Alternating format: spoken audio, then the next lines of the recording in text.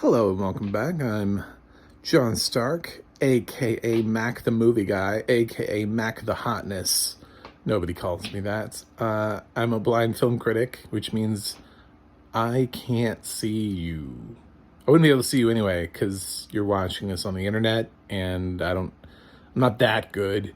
But that's why I use an iPhone, is because it's good for point of reference.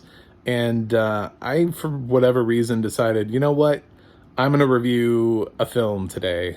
And I picked this film because it had audio description and it was on Paramount Plus, and I haven't seen it before. And the film is Cocktail. Another reason I picked this film is because I've been sort of watching the old Siskel and Ebert, their year-end picks for like the worst of the year. And for the year Cocktail came out, they both put Cocktail on their list. And I've been disagreeing with at least a couple of films on all of their worst of lists, just because they have such odd taste in films. Like, they're really sort of uppity about, yeah, I'll say that about Siskel and Ebert. They're kind of snobbish when it comes to lowbrow humor and just like certain films that fall like out of their audience, like they can't understand. Like, they put Pee-wee's Big Adventure in their bottom, and it's like, well, okay, I'm not sure that's a Critic movie. They blasted Happy Gilmore, and it's like, guess what, guys? That film survived. It stood the test of time. Everybody loved that film except you two.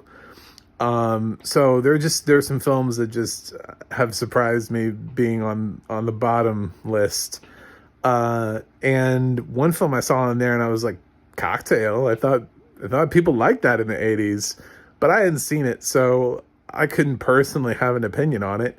And worst of, come on, really? I mean, best of? No. Worst of? No. Problematic? Sure. Absolutely. If I try to think about like the 80s and the time period, this is just kind of like one of those films where Tom Cruise is immensely likable, and that's all you need him to be. It was just a film sort of written for Tom Cruise to sell him as an A-lister. It's a star vehicle. There's not much here to the film.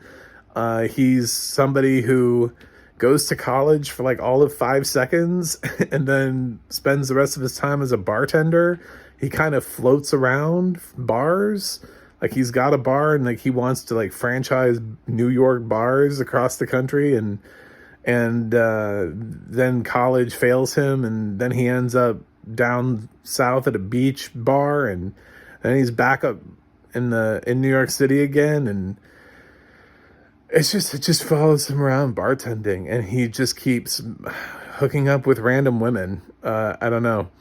The film oddly doesn't even care what the name of these women are for most of the film.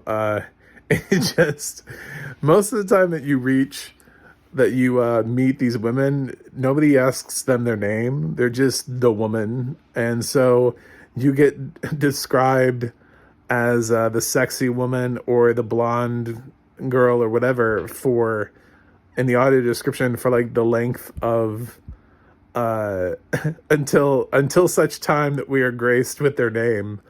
There were two characters in particular. Jordan, man, he's with Jordan for a while before we learn what her name is. And there's another one too, who we don't get her name for a while. Both of them, I will say, he's been with them biblically. You know what I'm saying? Before they get a character name. So the film does not really think highly of women. I don't think it portrays them. It sort of just portrays them as disposable, which I don't know, maybe like from the 80s we were cool with that, but like nowadays I'm like, this film would have a stronger female protagonist. This film would not have just girls with no names just floating through the film. Just, I don't know, I'm just the blonde one. Like, they're not gonna do that. So yeah, it's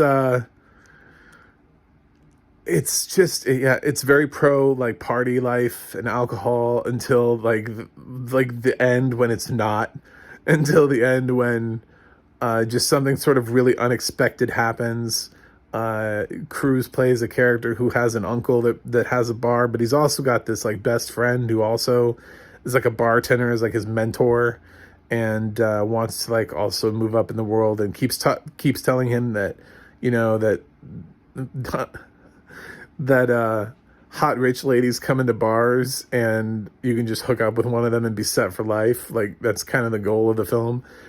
And I don't know. This film is like it's like a weekend at Bernie's. This is just sort of like fun and fluffy, and I don't think this film was ever meant to be taken seriously. And I think certainly this film was not something that anybody was like, "Ooh, I hope the critics like it." You know, like I really hope the critics are big fans. I just think that this film was released and people were like, "Man, I hope it sells tickets. I hope people continue to find Tom Cruise likable and we can turn him into a movie star." Well, that worked. He did turn into a movie star. I think this film is fine. I don't think anybody needs to rush out and watch Cocktail. It's not like a long lost classic that you've missed out on. I think it's fairly representational of the 80s and 80s filmmaking, and just a style of you know, fast lives and big city living and whatever kind of dreams we had back then in the 80s. I mean, I've seen so much of this in other films that, yep, a lot of themes just reappear in Cocktail, and it was okay. I didn't hate it. I'm surprised that this made the bottom of anybody's list. Like, must have been a good year for film. Anyway, so that's Cocktail. It's got audio description. It's on Paramount Plus. So no, I didn't find out who the narrator was, because no, you don't get to watch the credits. They wouldn't let you do that. It's Paramount. Of course they're not gonna let you watch the credits. So oddly enough, it's not a Paramount film. I heard the Touchstone logo at the beginning, which means it was done by Disney. But that's it. It's got a description by somebody who, I don't know, did a fine job. I mean, he did what he was supposed to do. The characters didn't have names, so he just described them. So most of the characters in this film are just described based on what they look like, because nobody ever stops to ask anybody what their fucking name is. It's just like, I'm gonna go to bed with you. What's your name? No, don't tell me. I don't want to know your name. You know, like that's all right. Cool. That's how cute Tom Cruise is. So go, you know, you can take him to bed and he doesn't even care what your name is. I'm gonna give Cocktail a B minus. Yeah, I try to think about, like, if I was in the 80s, what would I give this? I'm gonna say B minus. I'm gonna not hamper it for feeling old and be like, oh, this movie was old, so I hated it. Anyway, I don't think you need to rush out and see this, but I now have a review of Cocktail on my channel, which is like the most random thing ever. So there you go. Let me know what you think in the comments. Don't forget to like and subscribe. You can head over to MacTheMovieGuy.com for more reviews. And the Audio Description Project will tell you what has audio description and where you can find it. And the adna.org you can search for who describes what's there. Maybe this has that over there, and I haven't looked at it yet. But I don't even know if it would be the same narrator. This film is so old, it could have updated narration. That dude sounded pretty recent. So I don't even know.